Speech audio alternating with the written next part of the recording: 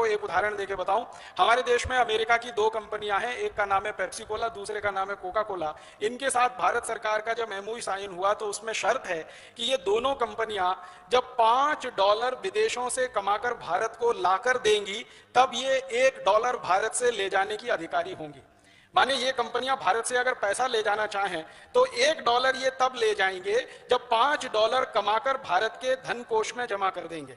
आप जानते हैं भारत का विदेशी मुद्रा कोष होता है, विदेशी मुद्रा भंडार होता है, तो $5 विदेशी मुद्रा भंडार में ये एक पेप्सी और कोका कोला जब जमा कर देगी लाकर एक्सपोर्ट करके, तब ये $1 का इंपोर्ट करेंगे। ये इनके एमओयू में कंडीशन है। लेकिन पिछले 17 वर्षों में दोनों कंपनियों ने इस कंडीशन का आज तक पालन नहीं किया है।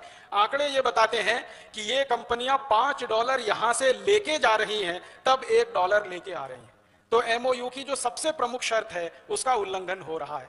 हमारी सरकार के द्वारा मंत्रालय ने जो साइन किया है एग्रीमेंट, उसका उल्लंघन हो रहा है। हम इनको कोर्ट में घसीट सकते हैं और बहुत आसानी से इस पर फैसला ले सकते हैं। एक इसी तरह की एमओयू की शर्त है कि पेप्सी और कोका कोला कंपनी भारत देश में सॉफ्ट ड्रिंक नहीं बेचेगी। पानी जो बोतल में भरा हुआ जिसको कार्बोनेटेड वाटर कहते हैं वो नहीं बेचेंगे। इनका भारत में आने का मुख्य मकसद है और एमओयू की कंडीशन है कि भारत के किसानों का आलू, टमाटर, प्याज, गोभी, पत्ता गोभी, गाजर आदि आदि जो फल हैं, सब्जियां हैं, जो हर साल 60,000 करोड़ के खराब हो जाते हैं, उनको प्रोसेस करके ये भारत में और भारत के बाहर विदेशों में बेचेंगे। प्रोसेस करके बेचेंगे, कच्चा माल भी नहीं बेच सकते, प्रोसेस करके बेचेंगे। लेकिन दुर्भाग्य हमारे देश में यह है कि इन कंपनियों का जो प्रोसेस किया हुआ टमाटर, आलू आदि का खाद्य पदार्थ है वो बहुत मामूली सा बिक रहा है और पूरे हिंदुस्तान में इनका सॉफ्ट ड्रिंक बिक रहा है जो बेचने की इनको परमिशन नहीं है। फिर एक तीसरी कंडीशन है एमओयू की, वो ये है कि पेप्सी और कोका कोला कभी भी अपने ब्रांड नेम से कोई चीज भारत में नहीं बेचेंगे। माने पेप्सी नाम से कुछ नहीं बिकेगा, कोका कोला नाम से कुछ नहीं बिकेगा, वो अपने ब्रांड नेम का भारत में इस्तेमाल नहीं कर सकेंगे। लेकिन दुर्भाग्य हमारे देश में एमओयू की ये शर्त का भी वो उल्लंघन कर रहे हैं। उनके अपने ब्रांड नेम से सारी चीजें इस देश में बिक रही हैं।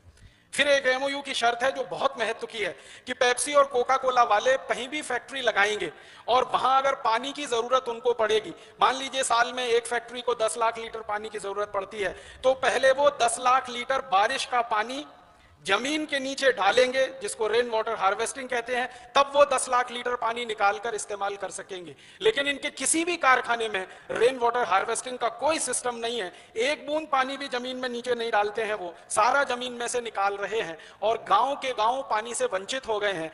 अगर यहाँ राजस्थान के कोई न्यायविद आए होंगे तो उनके लिए मैं कह रहा हूं, आप एक छोटी सी टीम बनाइए, जयपुर के पास एक गांव में जाइए, उस गांव का नाम है काला डेरा। उस काला डेरा में पेप्सी कोला का प्लांट लगा हुआ है। उन्होंने पिछले 4-5 साल में पानी इतना निकाल लिया है जमीन से कि काला डेरा गांव के आसपास के 50 गांवों का पानी सूख गया है। अब उस गांव के किसानों को पीने के लिए पानी लाने के लिए टैंकर मंगाना पड़ता है, 3-4 किलोमीटर दूर जाना पड़ता है जानवरों के पानी की व्यवस्था के लिए। सारा पानी पेप्सी कोला कंपनी ने खर्च कर दिया। ऐसी एक नहीं बहुत सारी शर्तें हैं। एक शर्त यह है कि पेप्सी कोला और कोका कोला कंपनी भारत में आएगी, एक भी व्यक्ति का रोजगार अगर उनके कारण जाएगा तो कंपनी की जिम्मेदारी होगी, माने वो किसी को बेरोजगार नहीं कर सकते। लेकिन इन दोनों कंपनियों ने भारत में आकर क्या किया, हमारे देश के जो स्वदेशी बॉटलिंग प्लांट थे, आपको मालूम है एक कैंपा कोला हुआ करता था, एक 777 हुआ होता था, एक फेंटा हुआ करता था, तो ये स्वदेशी बॉटलिंग प्लांट थे सॉफ्ट ड्रिंक्स के। इन सबको टेक ओवर किया पेप्सी और कोका कोला ने, खरीदा, फिर इनमें से हजारों कर्मचारियों को बाहर निकाल दिया और बहुत थोड़े से कर्मचारियों के साथ उनका अब बॉटलिंग प्लांट चल रहा है। तो मैंने आपको ये पेप्सी कोला का नाम लेके कहा, इनके एमओयू की एक भी शर्त ये नहीं मानते हैं, सब शर्तों का उल्लंघन करते हैं और धड़ल्ले के साथ भारत में व्यापार करते हैं। तो हम सब अगर न्यायविद इस पर काम करें और एक अच्छी सी पिटीशन ड्राफ्ट करें और हिंदुस्तान के अलग अलग अदालतों में, मेरा यह मानना है कि हर डिस्ट्रिक्ट कोर्ट में जहां पेप्सी और कोका कोला का प्लांट है, हर डिस्ट्रिक्ट कोर्ट में हम पिटीशन फाइल करें। बाद में वो हाई कोर्ट जाएगा तब देखेंगे, सुप्रीम कोर्ट जाएगा तब देखेंगे। हर जिला अदालत में ये पिटीशन फाइल हो जाएं और एक साथ भारत के 680 जिलों में पिटीशन आ जाएं, तो पेप्सी और कोका कोला वालों की नींद हराम तो हम कर ही सकते हैं। हिंदुस्तान से उनको भगाने की रास्ते तो खोल ही सकते हैं। उनको पता क्या चल जाएगा कि संसद में बैठे हुए 545 एमपीज जो आज तक उनका समर्थन कर रहे हैं, अब उससे बड़ी ताकत हिंदुस्तान के जिलों में खड़ी हो गई है जो इनकी खाट खड़ी कर देंगे या इनकी जड़ खोद देंगे। तो बहुत आसानी के साथ हम एक फैसला किसी भी अदालत से, आपको मालूम है हिंदुस्तान के संसाधनों के बारे में इस देश की सरकार का बहुत स्पष्ट अभिप्रेत है, वो ये कि पानी सबसे पहले खेती के लिए है, उसके बाद जानवर और मनुष्यों के लिए है, उसके बाद उद्योगों के लिए है, और सबसे अंत में बचे तो गैर जरूरी उद्योगों के लिए है। पेप्सी और कोका कोला का जो सॉफ्ट ड्रिंक है वो हमारे देश की परिभाषा के अनुसार गैर जरूरी है, अननेसेसरी इंडस्ट्री है, उसके लिए पानी तो सबसे अंत में है। सबसे पहले पानी खेती के लिए, दूसरे नंबर पर हमारे और जानवरों के पीने के लिए, और उसके बाद इंडस्ट्रीज के लिए, और इंडस्ट्रीज में भी एसेंशियल इंडस्ट्रीज के लिए पहले, नॉन एसेंशियल्स के लिए सबसे अंत में। तो पेप्सी कोक की इंडस्ट्री नॉन एसेंशियल है, हम इनको आसानी से अदालत में खड़ा कर सकते हैं। ऐसे ही और एक दो छोटी बातें बताता हूं। हिंदुस्तान का पैसा विदेशी बैंकों में गया है, आप सभी जानते हैं, स्वामी जी इतने दिनों से ये सब बात कह रहे हैं। अब इस विषय पर सरकार की कान खुली है, आंख खुली है, सरकार ने देखना और सुनना शुरू किया है। ऐसे ही और एक दो छोटी बातें बताता हूं। हिंदुस्तान का पैसा विदेशी बैंकों में गया है, आप सभी जानते हैं। अभी थोड़ी देर पहले एक भाई बात कर रहे थे फेरा रेगुलेशन की, उस बात को वो थोड़ा विस्तार देते तो बहुत अच्छा होता। हमारे यहाँ क्या होता है, ये पैसा भारत से विदेशों में जाता कैसे है? सबसे ज्यादा पैसा जाता है ट्रांसफर प्राइसिंग से। ट्रांसफर प्राइसिंग के दो हिस्से हैं, ओवर प्राइसिंग और अंडर प्राइसिंग। हमारे देश की विदेशी कंपनियां या हमारे देश में काम करने वाली विदेशी कंपनियां अक्सर क्या करती हैं, एक उदाहरण से बताता हूं। पेप्सी कोला ने भारत सरकार से एमओयू साइन किया कि हर साल हम भारत का कम से कम $100 करोड़ का एक्सपोर्ट करेंगे, कम से कम। अब इन्होंने $100 करोड़ का एक्सपोर्ट किया, तो होता क्या है वो आपको मैं बताता हूं। $100 करोड़ का जो एक्सपोर्ट किया उसका बिल बनता है $30 करोड़ का, $25 करोड़ का, $20 करोड़ का, या बनता है अधिक से अधिक $40 करोड़ का। माल तो चला गया $100 करोड़ का, बिल बना $40 करोड़ का, तो $60 करोड़ कहां गया? वो विदेशी बैंकों में ट्रांसफर हो गया। वो आना चाहिए था भारत में, लेकिन चला गया किसी विदेशी बैंक में। तो हमारे देश से जो निर्यात हो रहा है माल, वो अगर $1000 करोड़ का है तो बिल बनेगा $400 करोड़ का, अगर $10,000 करोड़ का है तो बिल बनेगा $4000 करोड़ का। एवरेज मैंने जो हिसाब निकाला है वो ये कि 40% का बिल बनता है और 60% यहां से ट्रांसफर हो जाती है पूंजी, और वो जाकर जमा हो जाती है विदेशी बैंकों में। ये धन हर साल में जो जाता है वो लाखों करोड़ों रुपए में है, और रिजर्व बैंक ऑफ इंडिया को ये मालूम है, लेकिन रिजर्व बैंक ऑफ इंडिया ये हमें बताता नहीं है। तो आप जैसे न्यायविद अगर चाहें तो राइट टू इंफॉर्मेशन में एक पिटीशन लगाएं और रिजर्व बैंक ऑफ इंडिया को मजबूर करें कि आप बताओ हर साल में अंडर प्राइसिंग में कितना इस देश का पैसा ट्रांसफर हो रहा है। फिर इसका दूसरा उल्टा हिस्सा है ओवर प्राइसिंग।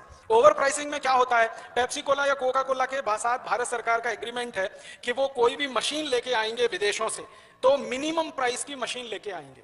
जैसे दुनिया में उनको एक मशीन लानी है बॉटलिंग करने की, अगर वो $100 करोड़ की है और किसी दूसरे देश में $60 करोड़ की है, तीसरे देश में वही मशीन $20 करोड़ की है, तो पेप्सी कोला भारत सरकार का एग्रीमेंट है कि वो $20 करोड़ वाली ही लाएंगे ताकि देश का विदेशी मुद्रा कोष का कम से कम धन खर्च हो।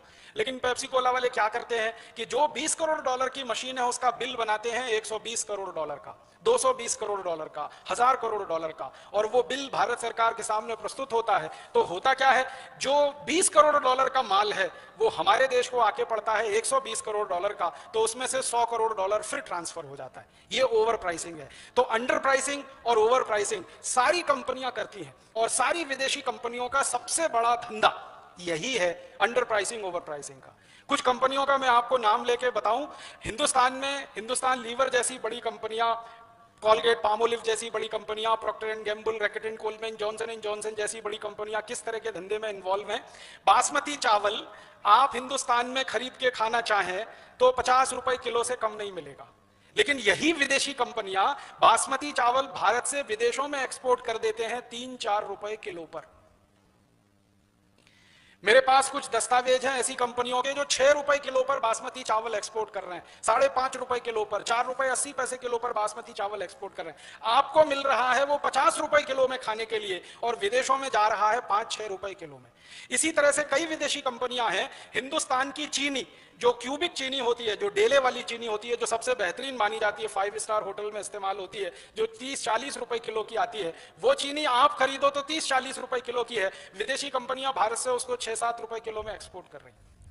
आपको हिंदुस्तान का सबसे बढ़िया क्वालिटी का अल्फंजो आम और हापुस आम और रत्नागिरी आम देखने को नहीं मिलता, क्योंकि 12 आम 600 रुपए का है बंबई के बाजार में, एक डजन आम 600-700 रुपए का है। तो आप खरीदो तो 600-700 रुपए का है, उसी एक डजन आम को विदेशी कंपनियां एक्सपोर्ट कर देती हैं 30-40 रुपए।